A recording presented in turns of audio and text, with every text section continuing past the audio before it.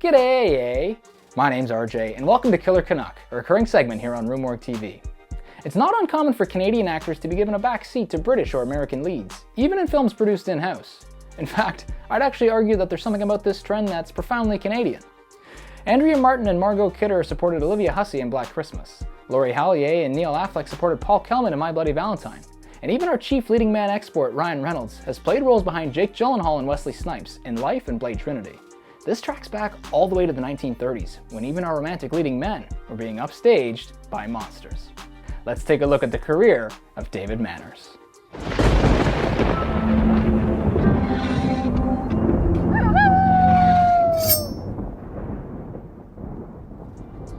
While you may not recognize his name, I'm willing to bet that you've seen at least 2 of the films that Manners played in. You'd be forgiven, of course, considering the other names scrawled across the marquee ring more clearly in your head.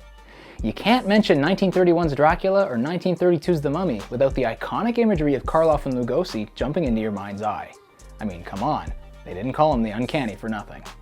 Manners was born Ralph de Ruyther Duane Acklam on April 30th, 1900 in Halifax, Nova Scotia. His father, George Acklam, was a literary advisor who would eventually work for E.P. Dutton Publishing out of New York. When Manners was a child, he lived through 2 major events in Canadian history. In 1912, when the Titanic sank off the coast of Newfoundland, the Acklam family took in 3 survivors. Manners said he had nightmares for weeks after hearing their stories. And in 1917, he broke his arm during the Halifax explosion and blamed his lifelong asthma on the ashes that engulfed the city afterwards. By 1919, he was attending the University of Toronto for forestry, but was drawn more to the theatre club there. Despite his father's objections, he joined the club, and the troupe performed at the Hart House Theatre on campus. It was here he first adopted the stage name of David Manners, taking his mother's maiden name because it was easily memorable and fit more neatly on the posters. When his father found out, he stopped paying for David's schooling, and he was forced to drop out. At this time, his parents had moved to New York City for his father's work, and David began testing the waters on and off Broadway. He was trained by Ava Le Gallienne and performed in her troupe at the former Civic Repertory Theatre. Gallienne's company at that time also included the likes of Burgess Meredith and Norman Lloyd. In 1927, he decided to move out west to pursue acting. He worked at Ukaloma Ranch for a few years, where he met Suzanne Bushnell. The two were married in 1929. After a couple years of work, while attending a glitzy Hollywood party, Manners happened across James Whale.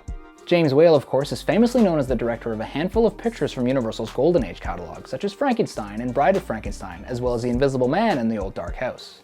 Whale's career has an incredible and tragic history to it, and his personal life gives these classics entirely new subtexts and iconography. Whale jump-started Manners' career by casting him in his 1930 film Journey's End, David's first credited role. After his appearance in Journey's End, which co-starred future Henry Frankenstein Colin Clive, It's alive! It's alive! It's alive! Manners was contracted by Warner Brothers, and in 1930 would appear in Sweet Mama, Kismet, The Truth About Youth, and Mother's Cry for them and their subsidiary First National Pictures. By this time, Manners was starting to make a name for himself, and so Warner began to loan him out to other companies, as was commonplace at the time. But it wasn't an accident.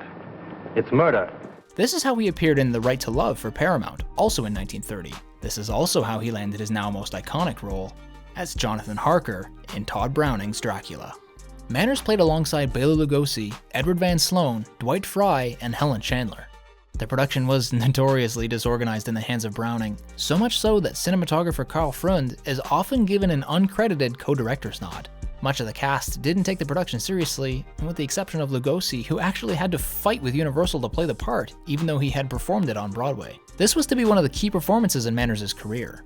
He played the romantic lead to Chandler's Mina, and would be typecast as one of the juvenile lovers for almost the entirety of the rest of his short career. Following Dracula came a slew of romance and comedy roles, such as The Beauty and the Boss, Lady with a Past, The Greeks Had a Word for Them, and A Bill of Divorcement, where he would play across Katharine Hepburn in her feature film debut. Canada's a wide open space. There's lots of room for children. There also came an annulment from Suzanne Bushnell. He would also play alongside 3 of his Dracula co-stars, Lugosi, Adrian Ames, and Edward Van Sloan in The Death Kiss in 1932, the same year that Manners would step into the horror limelight once again, this time as Frank Wemple in Carl Freund's The Mummy. You seem to think this thing has all the devils of hell in it. Why not burn it and be done with it? Again assigned to the juvenile romantic role, Manners began to tire of Hollywood, though he was vocal in his support for the newly founded Screen Actors Guild in 1933. He gave horror one final spin in 1934, appearing as Peter Allison in The Black Cat, shadowed this time by both titans, Lugosi and Karloff. Manners stepped away from Hollywood for good in 1936, reportedly due to a horrible experience with actor Joan Crawford, which is surprising considering we all know how amicable she was at the time. He would continue to play on Broadway for another 17 years before retiring from acting completely in 1953. Though short, Manners' Hollywood career had him standing alongside several icons of the time. Not only did he play across horror legends like Lugosi, Karloff, and Clive, but he also shared Vaseline-smeared lenses with the likes of Katharine Hepburn, Loretta Young, Barbara Stanwyck, Claudette Colbert, and Carole Lombard. All in all, he appeared in 39 films in just 6 short years. He officially changed his name to David Manners in 1940, years after his film career had ended. He then published 2 novels, Convenient Season in 1941 and Underrunning Laughter in 1943. These were released under E.P. Dutton, the publishing company his father worked for. In 1948, he started a lifelong domestic partnership with playwright Bill Mercer. The two lived together on David's ranch until they moved to the Palisades in LA in 1956, where David had the grounds of their home planted with maple trees, because they reminded him of Canada. They lived there happily together until Mercer passed away in 1978. In the later stages of his life, Manners became very spiritual. Though not religious, he did study the texts of many different religions and kept journals on his spirituality. These were all published posthumously in 2005, along with a brief bio of David's life, in The Wonder Within You from the Metaphysical Journals of David Manners by David Jones. Manners passed away on December 23, 1998 in his retirement home in Sacramento, California at the age of 98, and his ashes were scattered at his home at Ukaloma Ranch, where the only building still standing was the old Manners house. I think this party's seen better days. Why don't we all go out somewhere for breakfast? Though brief, Manners' career was filled with cinematic wonder. He dueled mummies and vampires, fought in wars, and battled gangsters, all while making sure to take the time to find love. He's remembered by Canadians as being one of our first stars, and helped pave the way for the rest of us horror hosers to follow. Until next time, I've been RJ, this has been Killer Canuck, and thanks for watching. Hey folks, RJ here. Thanks for watching this episode of Killer Canuck. Just want to give a huge thanks to the folks at RUE MORGUE for hosting this series on their channel. Tried out a different style of video this time. Let me know what you thought. You can follow me on Twitter and Instagram at RealKillerCanuck.